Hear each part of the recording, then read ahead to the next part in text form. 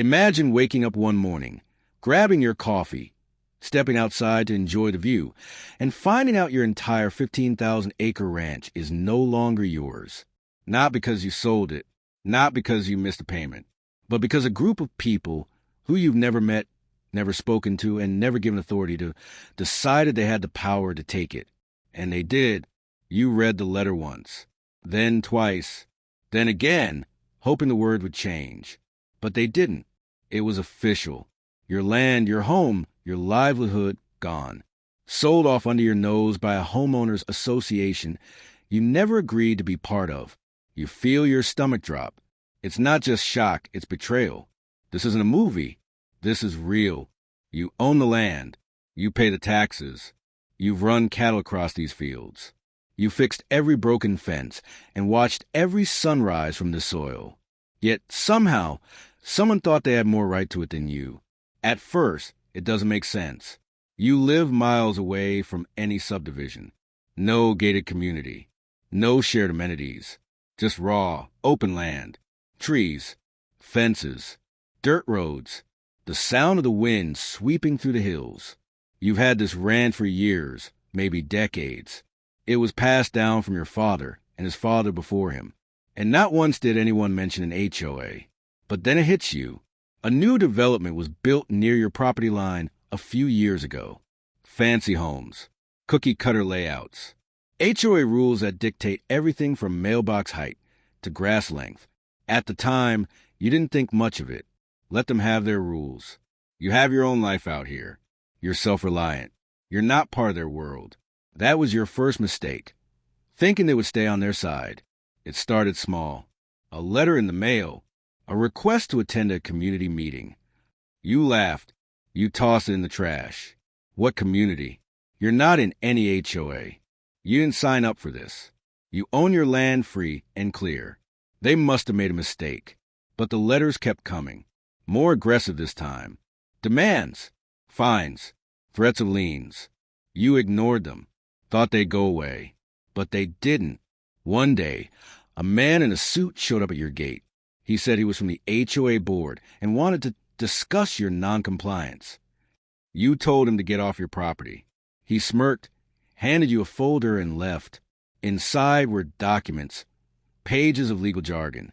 It claimed you owed thousands in unpaid dues. It claimed you violated community standards.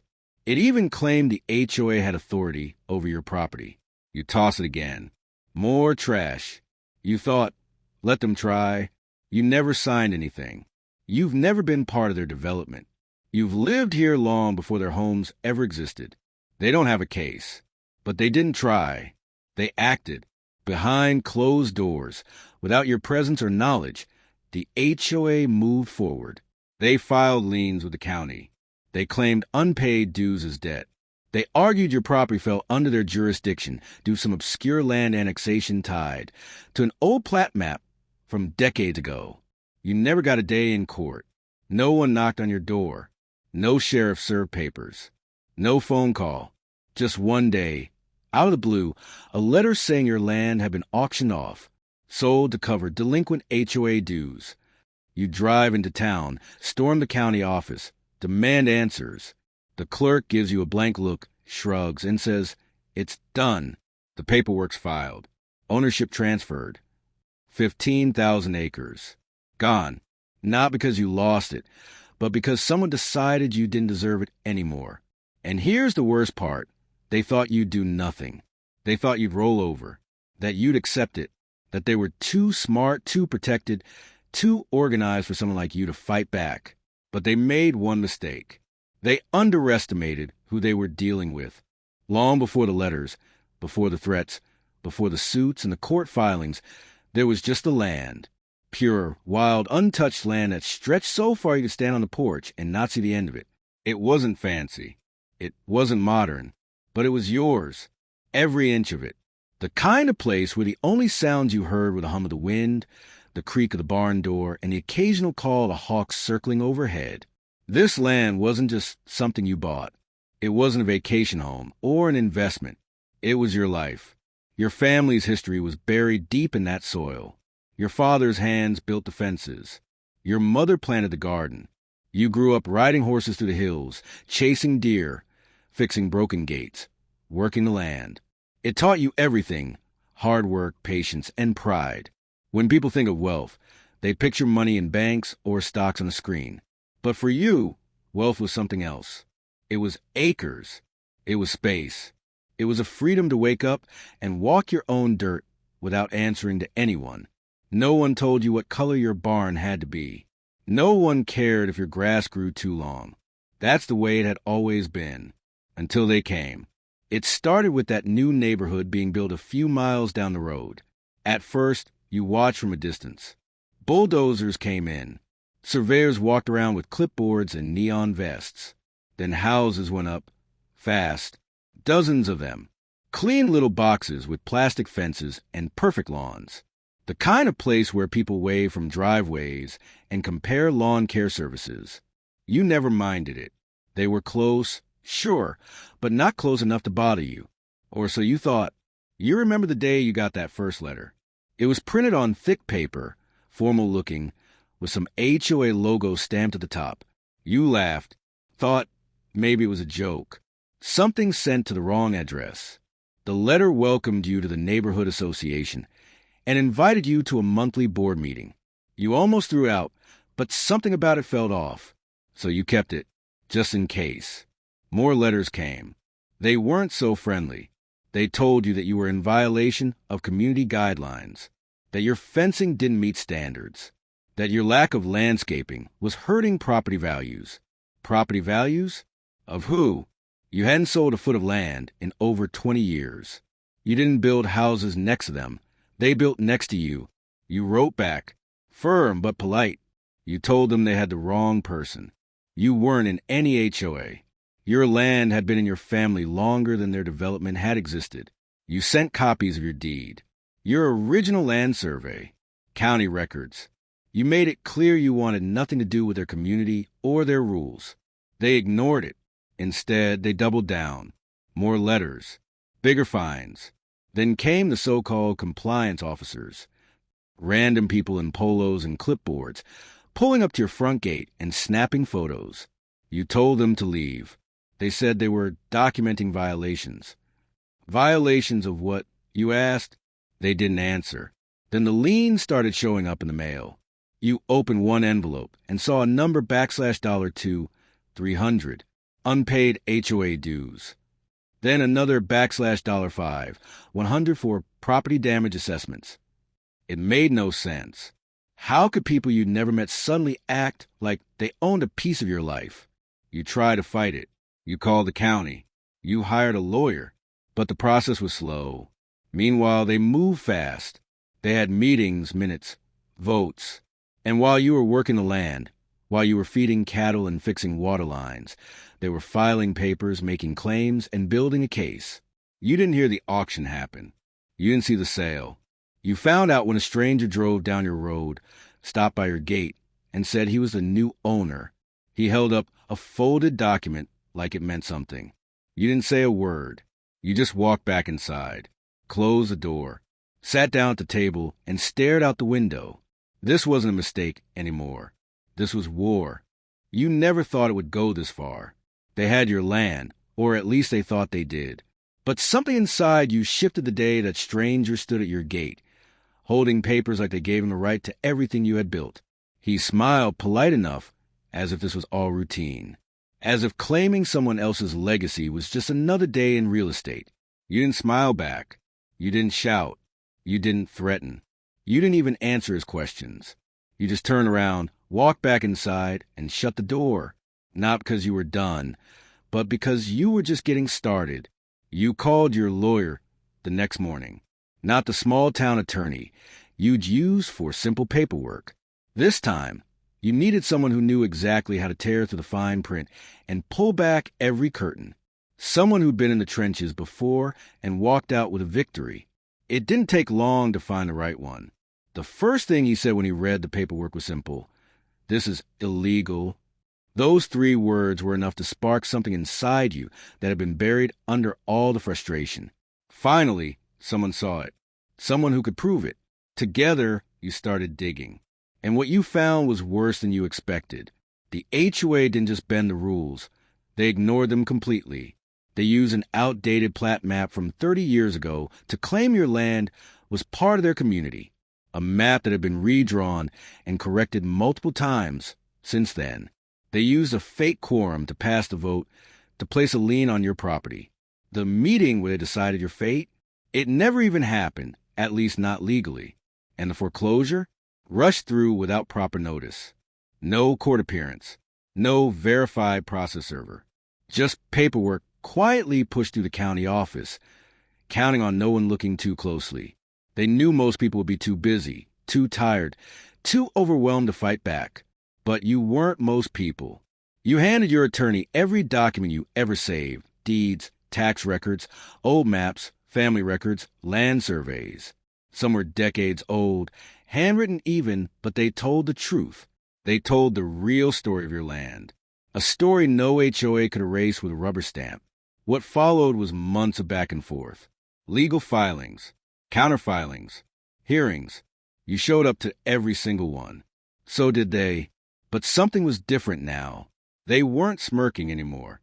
They weren't so confident. Because the more your attorney pulled apart their case, the more it became clear they were exposed. Your case didn't just rest on technicalities. It rested on facts. Cold, hard, undeniable facts. You didn't live in their neighborhood. You didn't sign any agreement. You didn't fall under their rules. They'd taken everything based on a lie. And now that lie was collapsing. Then came the hearing that changed everything. Your attorney laid it all out, line by line. He showed the court how the HOA fabricated their authority, how they misrepresented legal documents, and how they manipulated county records to push the foreclosure through. When the judge asked the HOA's lawyer for evidence that you were part of their jurisdiction, he stumbled. He flipped through papers, stalled, tried to spin the story. But there was nothing solid to hold on to. The judge saw right through it. He ruled in your favor. The foreclosure was reversed. Ownership of your land was restored. And for the first time in months, you could breathe, but not for long. Because this wasn't over, not by a long shot. They thought winning your land would be the end of the story. But now, the tables were turning. You'd spent months learning the law. You'd studied every move they made. And somewhere along the way, you saw something they didn't expect. Their homes, their properties, their comfortable little suburban paradise, it wasn't as protected as they thought. And while they had used shady tricks and backdoor meetings, you could do things by the book, legally, carefully, and with the same system they thought they could abuse without consequence. They started this, but you were going to finish it. The day you got your land back, they didn't send an apology. No one from the HOA knocked on your door. No letter. No phone call. Just silence. The kind of silence that comes when people realize they've been caught, but still think they can outrun the consequences. But you weren't chasing them anymore. You were planning something better, something legal, solid, and far more permanent. See, during those long months of legal battles, you didn't just sit back and wait. You studied. You watched. You learned exactly how their HOA worked, who was on the board, how they handled their finances, where they cut corners. You paid attention to the details no one else bothered to look at. You read their meeting minutes, reviewed their bylaws, and went over property records. Every member of that board had a paper trail, and you followed every inch of it. That's when you saw the opportunity. A few of the board members had made mistakes. Financial ones, tax issues, unpaid contractors, even outstanding utility liens on their own homes. You weren't out for revenge, at least not the messy kind. You weren't interested in breaking the law or doing what they did to you, but the law had something they clearly forgot about: accountability. And you were about to introduce them to it. You started small, quietly bought up unpaid debt linked to a few of the properties, ones that had fallen into delinquency, because the HOA had been mismanaging funds. These weren't random homes. They belonged to the people who had signed off on the foreclosure of your ranch. The same names listed on those fraudulent meeting records. The same signatures on the false filings. You made sure every move you made was by the book. Every document filed. Every fee paid. Not a single corner cut. When the first foreclosure notice hit one of their mailboxes, the reaction was immediate. Phone calls. Emergency meetings. They thought it was a mistake. It wasn't. They dug into public records and saw your name listed as the lien holder. That was the first time they realized you hadn't just survived the fight. They created someone who understood the rules better than they ever did. You didn't threaten anyone. You didn't need to. You just followed the process. They had created a system of pressure and control, and now they were trapped in it. The exact same machine they used to squeeze you was now turned around and working in reverse. Another home, another lien, another foreclosure initiated. They scrambled to stop it, tried to appeal, tried to block it, but the paperwork was clean. The courts saw no issue. You had every legal right. It wasn't about taking their houses. It was about forcing them to face the very same fear, confusion, and helplessness they dumped on you. They had sat behind a table, passing judgment on people they didn't know, signing documents like it was a game. But now their signatures had consequences, and word spread fast. Other members of the community started asking questions. Why were board members losing their homes? Why were liens being filed? Where was the money going? You didn't have to speak a word. The documents said enough. You had become a storm they didn't see coming, the kind that moves slow, steady, and can't be stopped once it begins. The HOA tried to regroup, tried to shift blame, but it was too late. Their credibility was gone. Their control was slipping. And one by one, the board members either resigned or disappeared from meetings entirely. You weren't just a problem anymore. You were a lesson. Not long after, a new board was elected. Quieter people, fairer, ones who remember that neighborhoods are built with respect, not threats. They sent you a letter, not a threat this time, but a request. They wanted to talk. You didn't answer right away, because while they were learning how to clean up the mess they made, you were still busy, watching, documenting, and making sure no one ever thought they could take from you again. They say time heals everything, but that's only half the truth. Time doesn't heal what people never admit. It doesn't fix what was stolen without apology. And it sure doesn't erase the months you spent fighting for something that should have never been taken in the first place. No, what time really does is give you space to think, to plan, and to make sure you never let it happen again. So when the new HOA board reached out, asking to start fresh, you didn't rush to respond. You weren't interested in fake handshakes or empty words. You weren't the same person they thought they could roll over. That version of you was long gone. You knew now exactly how things worked, how loopholes got twisted, how rules got ignored, and how people who wear suits and smiles still act like wolves when no one's watching. But you also knew something else. Knowledge is power. And now you had both. You started attending county commission meetings, not just as a resident, but as someone with skin in the game. You got to know the people who work behind the scenes, the land surveyors, the planning committee, the folks who stamped approvals most people never bother to look at. You didn't show up angry. You showed up informed. That's what scared them more than anything. You bought a few more parcels of land, not because you needed more space, but because you understood now just how valuable every acre could be when power and control are on the line. Some of those parcels were small, forgotten lots inside the very HOA that had once tried to erase you. You purchased them through quiet auctions, private sales, or debt collections. No drama, just paperwork. With every lot, you gained voting power, influence, a say in the very system that once shut you out. You didn't rant at meetings. You didn't raise your voice. You just showed up, voted, and watched. Eventually, they realized something had shifted. You weren't just someone they wronged. You were someone who now understood the structure better than most of them ever had. And not only that, you had turned their own system into your advantage.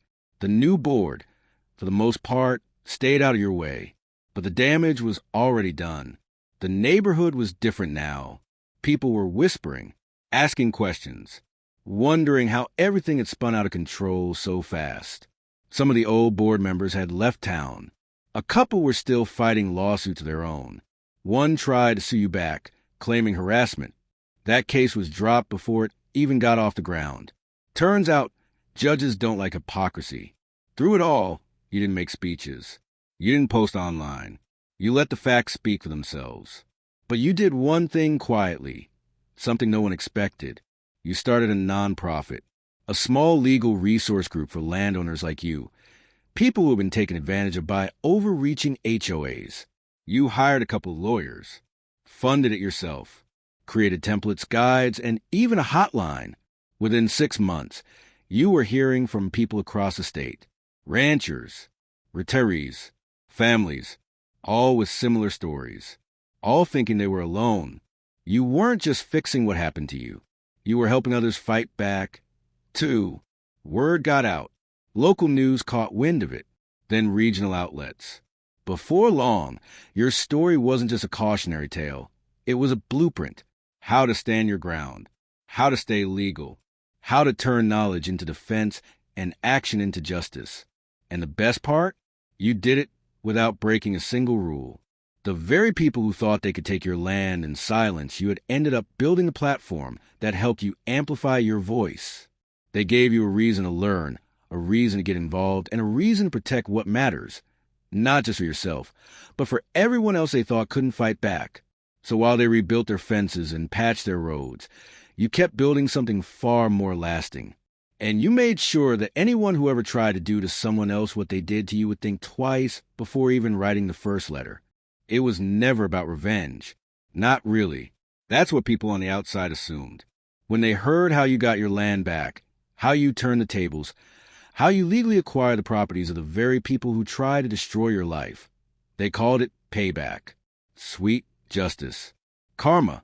But they didn't see the long nights, the paperwork, the quiet patience. They didn't feel what it was like to walk your own land and feel like a stranger. They didn't know what it meant to lose something you built from dirt with your bare hands. The ones who came to you for help, they understood. They came with folders stuffed with letters, fines, warnings, threats. Some of them hadn't slept properly in months. Some were so exhausted they didn't even want to fight anymore. They just wanted someone to listen. So you did, because you'd been exactly where they were. Alone, angry, afraid of losing everything.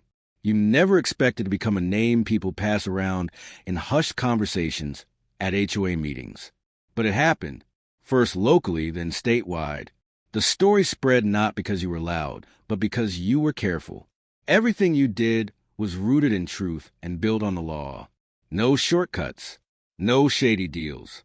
You did what they never thought you would. You used the same system they abused, but you use it better. Every time a new case came through your nonprofit's doors, it reminded you why you kept going.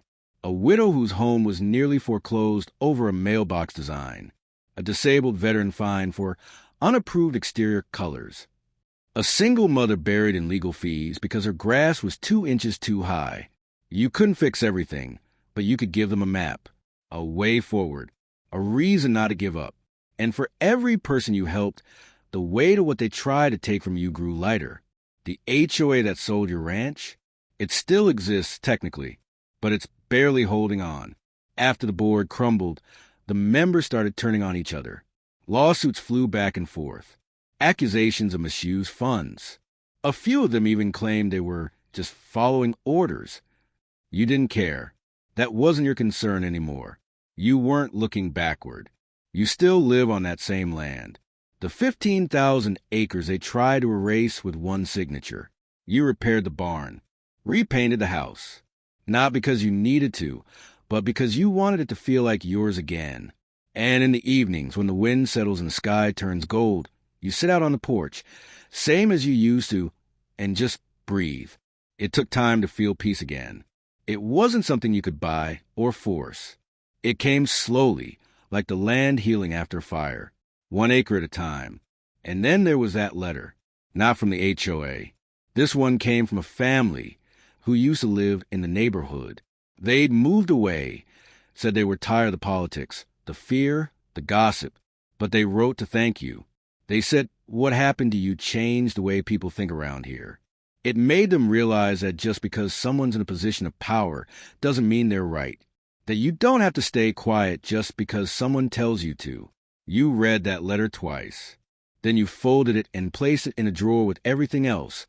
The legal documents, the property deeds, the old maps. It didn't change what happened, but it reminded you that sometimes the impact of what you do goes far beyond fences and courtrooms. And the land? It's still yours. Not just in name, but in spirit, because no one can steal that. Not with forged papers. Not with a vote. Not with a rule book that was never meant for people like you. They thought they could erase your history with ink and signatures. But all they did was write your next chapter for you. One you were more than ready to finish. Line by line, acre by acre. Some mornings still feel surreal. You step out, boots sinking slightly into the soil that once almost slipped through your fingers. The air's cool. The land stretches out in every direction, just like it always did. But it feels different now. Not because it changed, but because you did. You don't look at it as just property anymore. It's proof. Proof of what you survived, what you rebuilt, and what no one will ever take from you again. It's funny how quiet things get once the storm dies down. No more surprise letters. No more notices tacked to your gate. No more strangers pretending they've got authority over what's yours. But silence doesn't mean it's over. Silence just means you're paying attention in a different way now. You don't have to look over your shoulder, but you still keep your eyes open. Because once you've been through something like that, you learn to read between the lines of every handshake, every contract, every smile that comes too quick. The legal work didn't stop. You thought it would, but when you're the person people turn to after they've been cornered, the calls don't end. And you don't ignore them, not because it's your job, but because you remember what it felt like to stand alone, staring down a system that didn't seem to care. Now, you are the system, in a way, or at least part of it, a part they didn't count on, a part they didn't prepare for. One of the last board members, a man who once laughed during your foreclosure hearing, ended up having his house auctioned off, not because you wanted him to suffer, but because he refused to pay a debt that legally transferred into your hands. You didn't twist anything. You didn't manipulate. You just waited. Patience was always your strongest weapon. You saw him at a gas station once. He didn't say a word, couldn't even look you in the eye, and you didn't need an apology. You just watched him walk out with his head down. That was enough. There were moments, of course, where you thought about letting it all go, just walking away and moving somewhere new, starting over where no one knew your name or your story. But then you'd see another case file land on your desk, another homeowner with tear-streaked scans of HOA fines that didn't make sense, and you'd remember exactly why you stayed. The nonprofit grew faster than you expected. Volunteers showed up, law students, ex-lawyers, even a few old-timers who just wanted to do right by people who couldn't fight for themselves. You gave them tools, gave them support. You didn't need recognition. The work spoke for itself. Sometimes you get letters from folks who've never even met you, just people who read your story or saw the court records and realized they weren't crazy for feeling the way they felt. They weren't alone. That's the part no one ever talks about.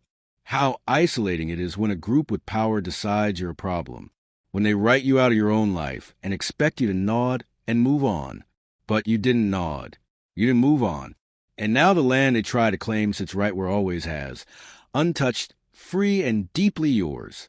You've even started fixing the parts of it you ignored during the legal war.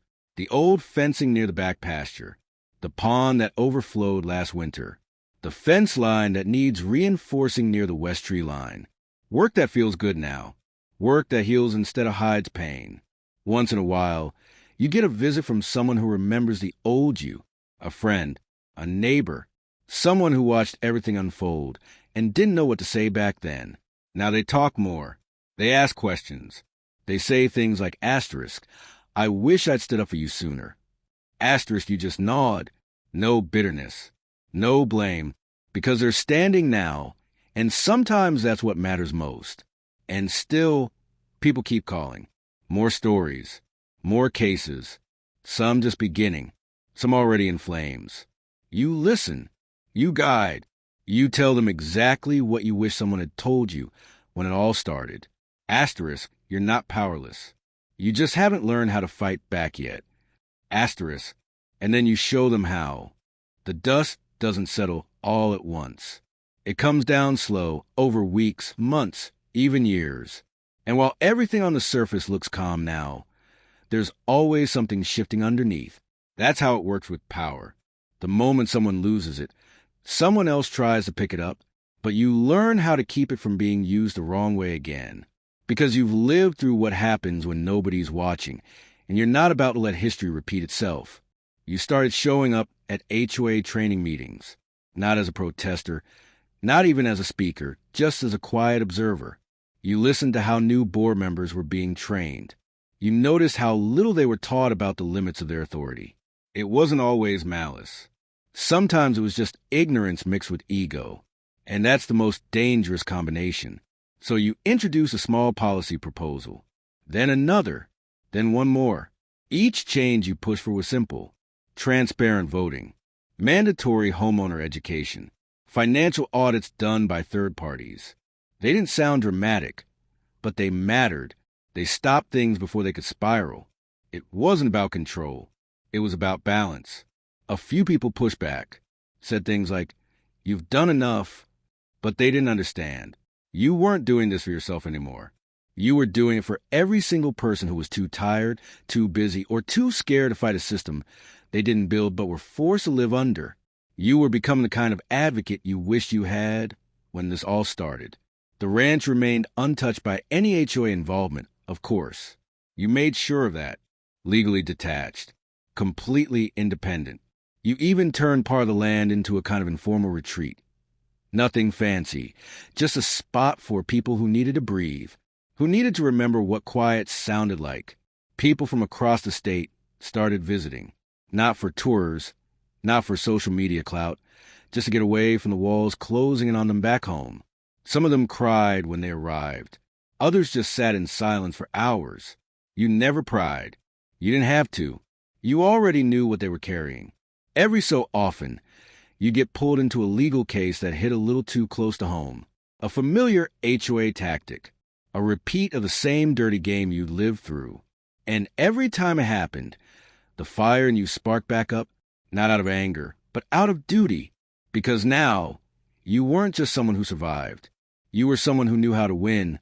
And more importantly, how to help others win too. That's when the podcast request started. Then the panel invites. Local radio. Newspapers. People wanted to hear the story. You weren't sure at first. You didn't want to become some public figure. You weren't doing this for fame. But then one reporter said something that stuck. Asterisk, your story gives people permission to fight back. Asterisk, so you agreed to few. Nothing flashy. Just conversations. Truth laid out simple. The timeline, the tactics. The way they thought they'd buried you under paperwork and silence. And how you didn't just climb out, you built a whole new foundation from the pieces. Eventually, former HOA members began reaching out, not to argue, but to apologize. Some were sincere. Some were probably just covering themselves. But you listened, you let them speak. Because even in the mess of what they did, you believed in something bigger than resentment. You believed in accountability. The nonprofit now had chapters in other counties. What started as a handful of guides and a small team of volunteers turned into a full network of people who knew the signs, the language, the pressure tactics. You were building an army, one that didn't need weapons or threats, just paperwork, patience, and persistence. And you didn't stop. You couldn't, because no matter how far removed you got from that first day, they took your land. The weight of what they tried to do never really left. It just shifted into purpose. It lived in the way you spoke, the way you wrote, the way you showed up, not just for yourself, but for anyone who needed someone in their corner. And if the people in power didn't like that, well, they should have thought about that before they signed their names on the papers that started it all.